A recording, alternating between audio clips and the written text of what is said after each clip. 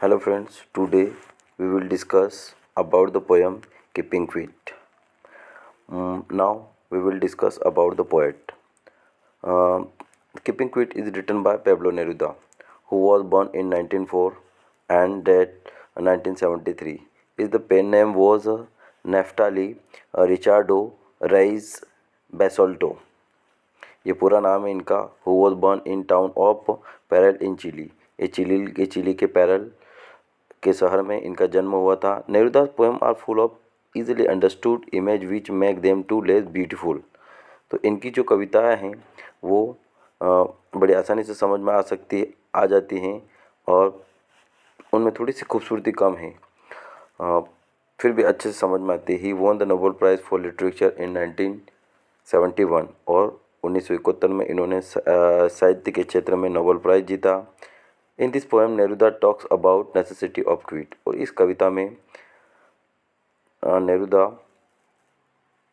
Quit की शांति की आवश्यकता के बारे में बताते हैं. Introspection and creating feeling of mutual understanding among human beings. और मानव में किस प्रकार आत्मचिंतन होना चाहिए और किस प्रकार उसमें फीलिंग ऑफ म्यूचुअल अंडरस्टैंडिंग होनी चाहिए, समझदारी होनी चाहिए. तो ये था a brief introduction about Pablo Neruda. Now we read the poem. First stanza. Now we will count to 12 and we will all keep still. अब हम 12 तक गिनेंगे और सब शांत हो जाएंगे. मतलब हमें 12 तक गिनना है, बोलना है और फिर शांत हो जाएंगे. For once on the face of the earth, let's not speak in early language. Let's stop for 1 second and not move our arms so much. Second stanza में For once on the face of the earth, इस पृथ्वी पर ऐसा पहली बार होगा जब कोई language नहीं बोली जाएंगी. मतलब For once on the face of the earth, let's not speak in any language.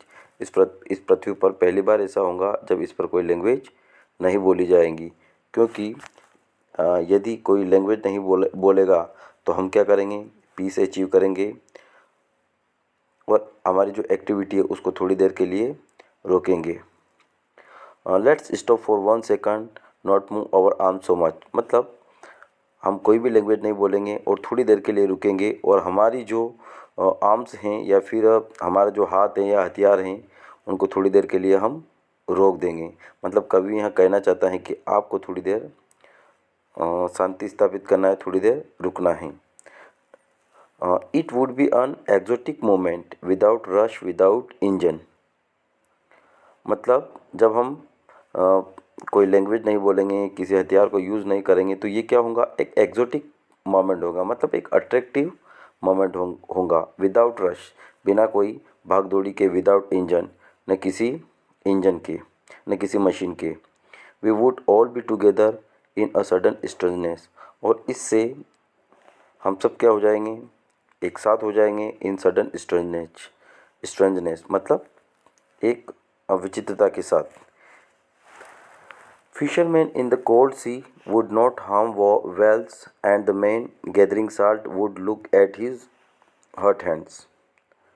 मतलब फिशरमैन इन द कोल्ड सी, जो समुद्र हैं उसमें जो फिशर मैन है वुड नॉट हार्म वेल्स, वो भी अब गलत काम नहीं करेगा. मतलब किसी भी वेल्स को हार्म नहीं पहुंचाएगा. And the man gathering salt would look at his hurt hand.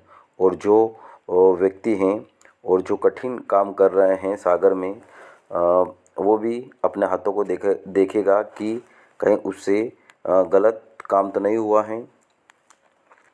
Those who prepare green wars with gas, wars with fire, victory with no survivors would put on clear clothes and walk about with their brothers in the shade doing nothing. Those who prepare green wars, वो लोग जो तैयारी कर रहे हैं war की. 3 प्रकार के वॉर बताए गए हैं यहाँ. Green Wars, war with gas and war with fire. मतलब एक ग्रीन वॉर है और एक गैस वाला वॉर है और एक फायर वाला वॉर है. इन तीनों वॉर के लिए मानव तैयारी करता है। विक्ट्री विथ नो सर्वाइवर, जीत तो जाता है लेकिन बचता कोई नहीं है, मतलब कोई बच नहीं पाता है। Would put on the clean clothes and walk about with their brothers. तो यहाँ कवि हमें बताता है कि would put on clean clothes, अब उनको क्या कर लेना चाहिए। क्लीन क्लोथ्स मतलब यहाँ सिंबॉलिक, क्लीन क्लोथ्स मतलब उसको वॉर में हिस्सा नहीं लेना है या फिर हथियार नहीं उठाना है। And walk about with their brothers, और अपने जो भाई हैं या जो ब्रदरहुड है उसके साथ उसको वापस हाथ से हाथ मिलाकर चलना है। In the shade doing nothing, कुछ भी न करते हुए बिल्कुल छत्र छाया में। What I want should not be confuse with total inactivity, life is what it is about. तो what I want should not be confuse, जो मैंने बताया है, कवि यहाँ बताता है जो मैंने बताया है, तो आपको शुड नॉट बी कन्फ्यूज, इतना कन्फ्यूज नहीं होना है। विद टोटल इनएक्टिविटी मतलब आप बिल्कुल भी इनएक्टिव नहीं होना है, मतलब हाथ के ऊपर हाथ रखकर नहीं बैठना है, शांत नहीं रहना है, इनएक्टिव नहीं होना है। Life is what is about, जीवन what is it about, I want no truck with that.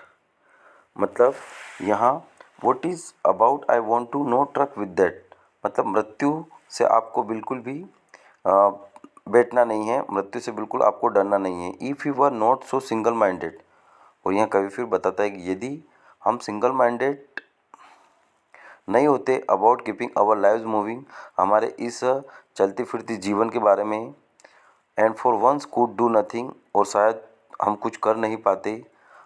Perhaps a huge silence, लेकिन एक जो ह्यूज साइलेंस है, एक जो शांति है, माइट इंटरप्ट दिस सैडनेस, हो सकता है आपकी इस पीड़ा को वो क्या कर सके, दूर कर सके, इंटरप्ट कर सके। Of never understanding our slaves and of threatening our slaves with that, या फिर आप जब मृत्यु से डरते हो तो उसमें भी आप कभी उसको समझ ना पाए।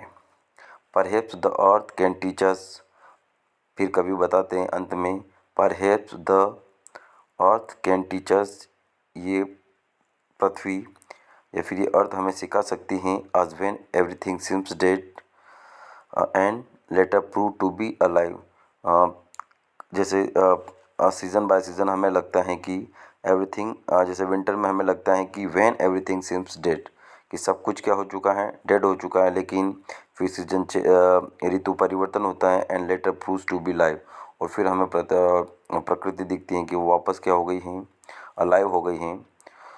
तो यही हमें पृथ्वी सिखाती हैं। Now we will count up to 12 and you keep quiet and I will go. फिर यहाँ कवि अंत में बोलता है कि I will count up to 12, अब मैं 12 तक गिनूंगा, एंड यू कीप क्विट, और तुम क्या हो जाओगे, साइलेंट हो जाओगे, एंड आई विल गो, उसके बाद मैं चला जाऊंगा। तो ओके फ्रेंड्स, ये थी keeping quit poem written by Neruda Pablo Neruda. Thank you so very much.